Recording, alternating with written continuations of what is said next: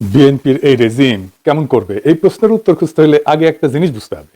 বাংলাদেশে এখন ক্ষমতা শুধু নির্বাচিত সরকারের হাতে থাকে না, নাইও। ক্ষমতার একটা স্থায়ী কাঠামো তৈরি হয়েছে সিভিল মিলিটারি ব্যুরোক্রেসি আর পরাশক্তির সমর্থন নিয়ে। যেই দল এই দুইটার উপর ভর করিয়া ক্ষমতা আসে তার ভবিষ্যৎ আগেই লেখা হইয়া যায়। তার মানে হইতেছে বিএনপি সরকার দুর্বল হইয়া জন্ম নিছে, কারণ বাংলাদেশের ক্ষমতার কাঠামো এখন রাজনৈতিক দলের হাতে নাই। সিভিল মিলিটারি ব্যুরোক্রেসি আর পরাশক্তির হাতে সেই ক্ষমতা। বিএনপি রেজিম যেভাবে ক্ষমতা আসছে ঠিক 2008 সালে হাসিনা এভাবে ক্ষমতা এসেছিল।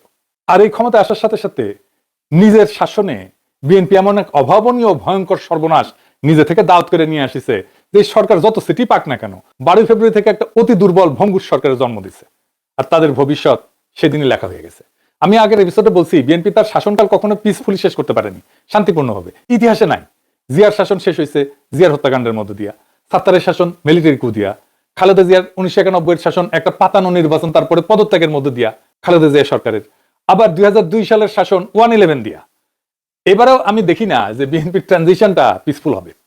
যাই হোক, আমি ইরান ইসরায়েল যুদ্ধের কথা বলতেছি না, এটার চাপ বিএনপি রেজিমকে তো নিতেই হবে। তার চাইতে গভীর দুইটা সংকটকে সাথে নিয়ে বিএনপি সরকার যাত্রা শুরু করছে। যেই সংকট তারা কাটাইতে পারবে না, বরং গভীর হবে যতদিন যাবে। আমি আজকে পরিষ্কার করে আপনাদেরকে দেখাই দেবো কিভাবে আওয়ামী লীগের 2008 সালের ক্ষমতা আসা আর বিএনপির 2026-এর ক্ষমতা আসা একই ধরনের ঘটনা। আর এর মধ্যেই লুকায় আছে বিএনপি সরকারের পরিণতি কি হবে। আসেন সে অঙ্কের হিসাবটা বুঝে দেখি, যা কেউ কখনো আপনাদেরকে দেখায় নাই। তবে এটা ঠিক, একদম এক্স্যাক্টলি আওয়ামী লীগের মতো পরিণতি হবে আমি সেটা বলতেছি না, কারণ আওয়ামী লীগ যেভাবে ক্ষমতা টিকা রাখছিল 16 বছর, সেই কাজগুলো বিএনপি করতে পারবে না। কিন্তু কি কি করতে পারে সেটা আমরা পরে দেখবো। আসেন আগে আমরা দেখি 2008 সাল আর 2026 সালে এই দুইটা নির্বাচন কেন একই রকম। 2008 সালে হাসিনা সরকার একটা খুবই বিশেষ ধরনের সরকার ছিল, যে কারণে যেই দিন সে ক্ষমতায় আসছে সেই দিনই তার পতনের ঘন্টা বাজছে। কেন জানেন?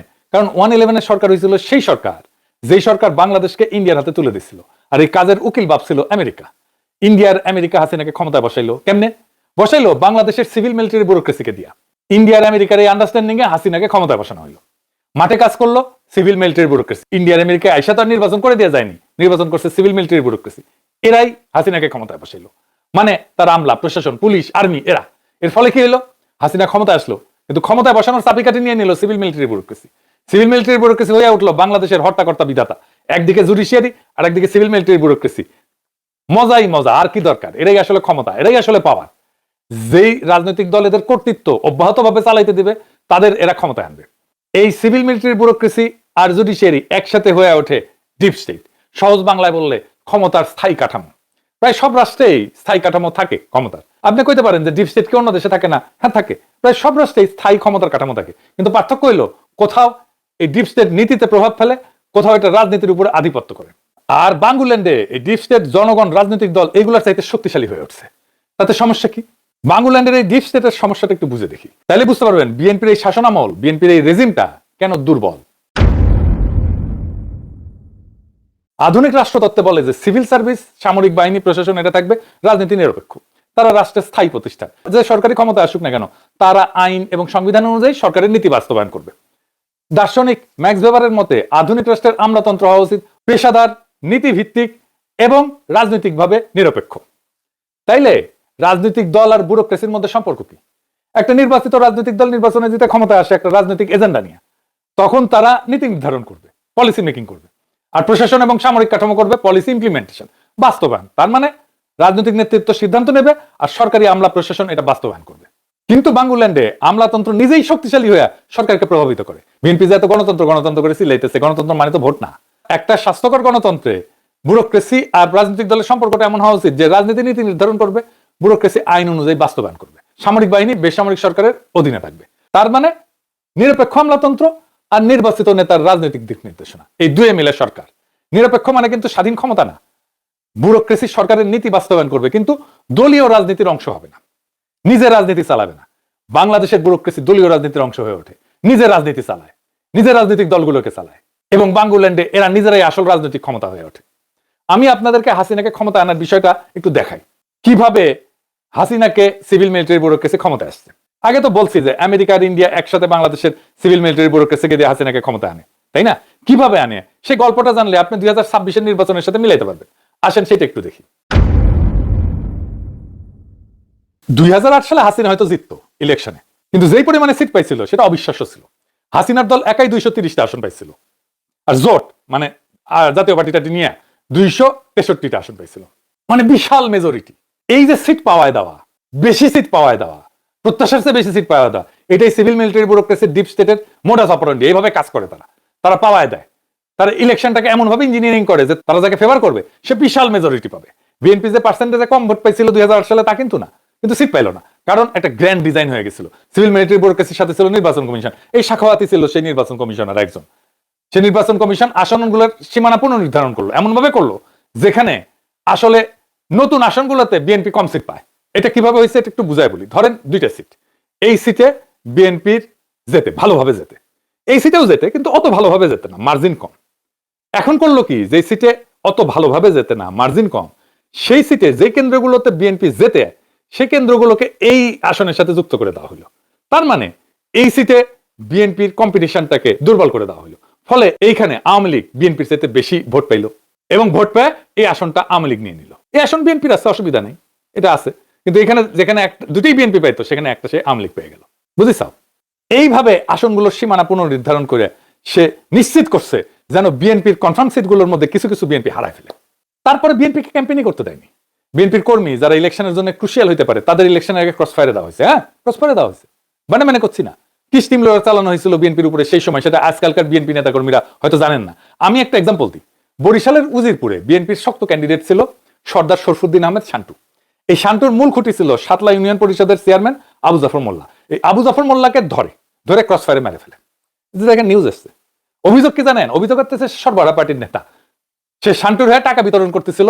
আবু জাফর মোল্লা জিন্দেগিতে সরবরাহ পার্টির নেতাই ছিল না, কর্মীও ছিল না, তার সাথে কোনো সম্পর্কই ছিল না। আর সরবরাহ পার্টির নেতা ইউনিয়ন পরিষদে ইলেকশন করে নাকি? করলে যেতে নাকি? ইউনিয়ন পরিষদের চেয়ারম্যান তো কমিউনিটির নেতা, সমাজের অবিসংবাদিত নেতা, সামাজিক প্রভাব আছে। সে গল্প ছাড়া দিল যে টাকা বিলাইতে গেছিল, আর তারে পাবলিকে ধরে পুলিশে দিচ্ছে। এটা সম্ভব কোনোদিন? বলেন, ইউনিয়ন পরিষদের নেতা এভাবে টাকা বিলাইতে যাবে, আর ইউনিয়ন পরিষদের চেয়ারম্যানকে পাবলিকে ধরে পুলিশে দেবে টাকা বিলানোর জন্য? তারপরে গল্প সাজাইছে কিভাবে? সে পাবলিকে ধরে পুলিশে দিচ্ছে, তারপরে তাকে ধরে নিয়ে অস্ত্র উদ্ধারে গেছে, তারপরে ওর সিনাই নিতে গুলি করছে ওর সাঙ্গপাঙ্গরা, পুলিশ পাল্টা গুলি করছে, ক্রস ফায়ারে আবু জাফর মোল্লা মারা যায়। এরকম ঘটনা আপনি আরো খুঁজে পাবেন। কিন্তু বলা হইতেছে এমন শান্তিপূর্ণ নির্বাচন আগে কখনো হয় নাই। আবু জাফর মোল্লাকে ক্রস ফায়ারে যাওয়ার নিউজেই এই দৈনিক হিরোশিমা বলতেছে আতঙ্কে আছে ভোটাররা। দেখেছেন? পুরা মিডিয়া বিএনপির বিরুদ্ধে চলে গেছিল 2008 সালে। এইবার দেখেছেন না, পুরা মিডিয়া জামাত আর এনসিপির বিরুদ্ধে চলে গেছে। ঠিক একই ঘটনা। তারেক রহমানের প্রিয় পত্রিকা দৈনিক হিরোশিমার একটা কাম দেখে আসেন। নির্বাচনের 2 দিন আগের পত্রিকা দেখেন, শিরোনাম করছে পুলিশ কর্মকর্তাদের কাছে সাবেক 2 আইজিপির ফোন। মানে আশরাফুল হুদা আর আব্দুল কাইয়ুম নামে 2 আইজিপি ছিল, বিএনপির পক্ষ হয়ে নাকি পুলিশকে প্রভাবিত করার চেষ্টা করতেছে। দেখেছেন? খালেদা জিয়ার বক্তব্য দেখেন, লাস্ট বক্তব্য এটা, মানে তারপরের দিন থেকে নির্বাচনের ক্যাম্পেইন করা বন্ধ। তো কি শিরোনাম করছে? ভুল হয়ে থাকলে ক্ষমা চাইছি। কি মনে হয় ভুল হয়েছে? এই সরল স্বীকারোক্তি ভোট পায় সাবেক ক্ষমতাসীন দল, ওইখানে তো হারা কনফার্ম। এবার একটা ইন্টারেস্টিং খবর দেখায়, পাশে দেখেন হাসিনার বক্তব্য, দুর্নীতি করে কামানো টাকা ভোট কেনায় ব্যবহার করা হচ্ছে। দেখছেন? সে একটা কমপ্লেন করলো যে দুর্নীতি করে কামানো টাকা ভোট কেনার কাজে ব্যবহার করতে, এটা কমপ্লেন করলো। এইটাই এজেন্সি সিগনেচার, এজেন্সি এইভাবে কাজ করে। তার মানে এজেন্সি এরপরে টাকা ধরবে, সেটা ব্যাপকভাবে প্রচার করবে। দেখেন তারপরে বরকতুল্লাহ বুলুর 3 সমর্থককে টাকা সহ গ্রেপ্তার। দেখেছেন? কত টাকা? 70,000 টাকা। 3 জনের কাছে 70,000 টাকা। কারণ হাইছেনি, আমি না আমার ঘোড়া আছে। বুঝেছেন? আবার দেখেন বিএনপির প্রার্থীর জামাইয়ের গাড়ি থেকে টাকা আটক। কত টাকা? 41 লাখ টাকা। হুন্দার আলো আর দিলদিস্তার একই সাথে যুগলবন্দি কলাম করলো, দূরে দেখেন পাশাপাশি। তারপরে দেখেন হারুনুর রশিদ মন্নু নিজের প্রতিষ্ঠানে নিয়ে টাকা দিল ভোটারদেরকে। এইবার তার মাইয়া কলে এমপি মন্ত্রী দুটোই হয়েছে। একই কাজ হয়েছে না? এবার একই কাজ, টাকা নিয়ে জামাতের নেতা আটক।